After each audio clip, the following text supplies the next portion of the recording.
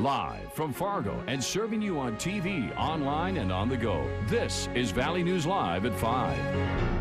We begin tonight with breaking news. A house fire has killed one person and has police searching for a missing 5-year-old. Police and fire responded to the call early this morning in Bemidji. When they arrived, the home was fully engulfed in flames, and once the fire was under control, an adult body was found. That identity has not been released yet. Police discovered that 5-year-old Brittany Rose Balser had been visiting the home last night and is missing. She was last seen wearing a black shirt and pink skirt with stars. She has blonde hair and green eyes. Police are asking for your help. If you have any information, you're asked to contact them. It's a long-term change. It will be a generational change. Moving forward, that's what the new logo represents to the University of North Dakota, according to interim president Ed Schaefer. The University of North Dakota has unveiled a logo to go with the new Fighting Hawks nickname. Here it is. It features a hawk embedded in the Kelly Green ND. Valley News Team's Ashley Bishop spoke with students about their thoughts on the design. Nearly 200 people gathered to see the unveiling of the new logo, including students and graduates. It could have been better. It's not terrible, but we really like the minimalistic part of it.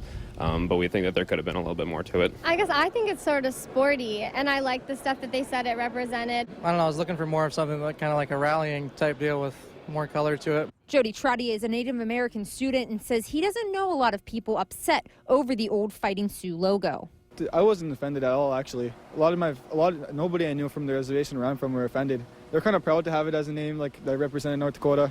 President Ed Schaefer had the final decision on the logo. He says the old logo will be a part of the school's history, but the new generation will identify with this new Fighting Hawk. There will be people that go to this campus now that use that new logo, and that's going to be home for them. That's what's going to be 10 years from now when they look back and say, I was at the university. Their heart goes to this logo, not the one that they don't even know anything about. And many students who lived through the transition period say they will still remember the old logo. It's one of those things that's going through it, it sure seems like even though we still have a logo, it feels kind of empty.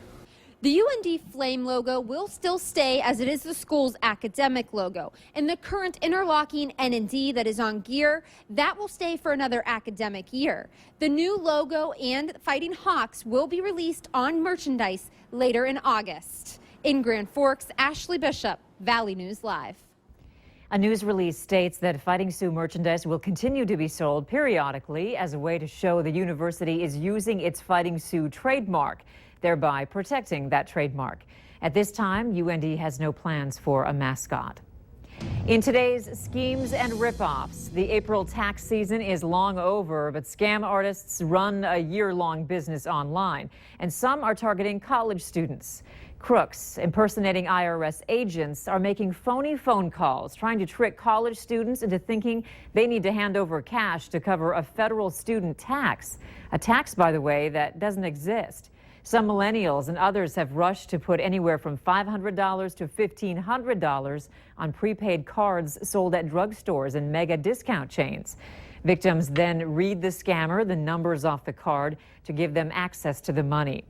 Officials say if you receive a suspicious call, the best thing to do is hang up and report it. You can do that online by going to valleynewslive.com and clicking on the hot button. It'll be a big cleanup job for the city of Cheyenne, North Dakota, after a grain elevator burned to the ground. Flames engulfed the 100-foot structure through the night, and the fire continues to smolder. Valley News Team's Christy Larson shows us what crews had to battle and what they'll be doing the rest of the day. The sounds of crackling barley and wheat, along with metal falling to the ground, is what crews are looking at and hearing today. The fire Tuesday night was so intense, the fire chief said in a matter of minutes, the flames grew in the 100-foot structure. Call come in that the elevator was on fire, so I only live a couple blocks away. I swung around this way, saw a lot of smoke, got down to the fire hall. By the time we got back uptown here, it was pretty much flames coming out of the top. And if the elevator and bins weren't enough to keep an eye on, a gas station was just across the way. The pumps were just right across the street. I mean, we got the elevator worker was here. He went and killed the switches, but there was still gas in the lines. So we just worked on keeping water on those, keeping them cooled off, and hopefully try to save everything on that side. The highway and railroad are on each side of the structure. There is no place to spread the debris, so the pile will have to smolder for a few days. In Cheyenne, Christy Larson, Valley News Live. As you might have guessed, the grain inside the elevator is lost, but one piece of good news is that just yesterday, 13 rail cars full of product were sent out before the fire started. Employees working at the elevator say they think something was wrong with the leg inside, along with a bearing, and they were going to take a look at it. They were going to take a look at it in the morning. We were told we may never know the cause of the fire since it was a complete loss. A nice day so far, but the weather could be changing for some of us a little later. But for now, it's a great time for a backyard barbecue in Horace. That's where we find meteorologist Robert Hahn hanging out. Hey, Robert. Hey, Andrea. Yeah, it's a very nice day out here. We have had some clouds, but we've also had some sunshine as well. Some parts of the area not so lucky. A lot of showers and storms off and on, especially across northern portions of the valley. But here in Horace at the Cashwise Backyard Barbecue, we're enjoying some nice weather, a nice breeze moving on through the region. Current temperatures across the area, it's a touch of fall up in the Devil's Lake Basin. 58 in Devil's Lake, 59 in Langdon, 62 Grand Forks. We're at 77 warm degrees here in the Fargo-Moorhead area, 78 in Sisseton, 79 in Wadena. Winds, they've been generally light today, but we have seen some stronger gusts, especially in and around any showers and thunderstorms across the region. And we'll continue to see that. Some breezes from place to place, and other areas we'll see some lighter winds. We have had, as I mentioned, a mix of cloud and sun here in the southern valley, but across the northern valley, we've been socked in with the clouds. That's kept the temperatures down on the cool side. And we'll continue to see some partly cloudy skies across the south, more clouds off towards the north and northeast, and that's where we're seeing the showers and the thunderstorms. Those continue to move off towards the east, and those will be moving away from the area. And we'll continue to see those as we head through the rest of the evening. As we head through the rest of the evening here in the Fargo-Moorhead area, maybe an isolated sprinkle or two, but for the most part, a very nice evening. Temperatures dipping down into the low 70s by 7 o'clock, by 8 o'clock, right around 71, and 9 o'clock into the upper 60s. We're out here in Horace with our Cashwise winner. Tell us your name. Lynn Saylor. Lynn, were you surprised when they pulled your name out of the hat? Oh, yes, I was, yeah. All right, where did you sign up? At the new Cashwise. All right. Yeah. New Cashwise. And who do we have here with us? I have my dad, my uncle, my husband, my mom and aunt. Awesome. Yeah, right. Yeah. All right. We've got my sister, of course. And we've got... Yeah, right. Yeah.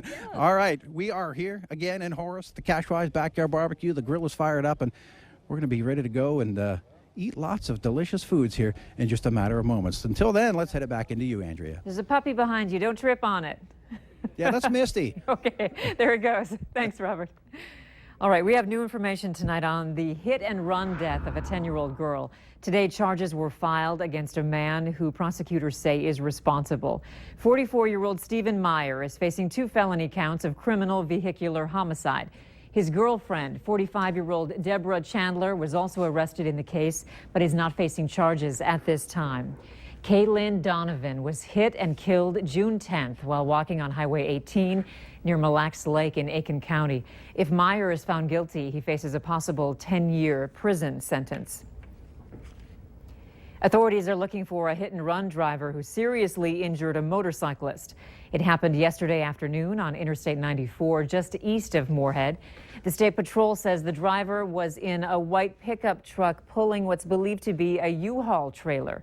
Witnesses told police the pickup passed the motorcycle and hit it when moving back into the left lane. Anyone with information should call the Minnesota State Patrol. The number is right there on your screen. House Democrats are staging their own protest today, just 1 week after Senate Democrats filibustered all day and night to get votes on gun control. It started just before lunch. More than 24 House Democrats started a sit-in to try and force the Speaker's hand to bring votes on gun control to the floor.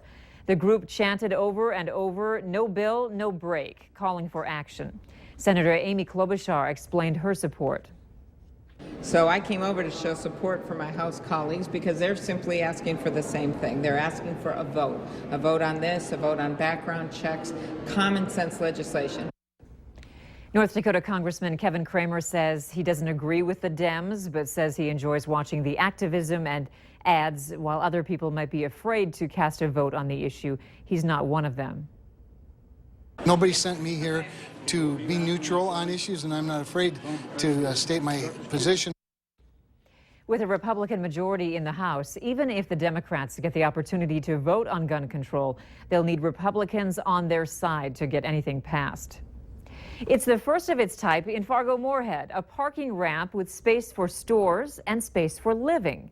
And City Commissioner Mike Williams did the honors by breaking ground for the project at the helm of a backhoe.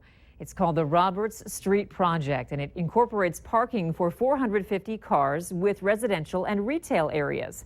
It's at the corner of Roberts and 2nd Avenue North, just east of the post office. The ramp is the brainchild of the Kilbourne Group, which is aggressively working on development projects in the downtown. We're going to have 140 people living on this site, along with 9,000 square feet of retail space. So instead of $3,400 total value that the taxes bring in on this property right now, just the first wrap will bring in over $200,000 a year. But then you've got 140 people living, working, and playing here. The ramp is scheduled to open this spring.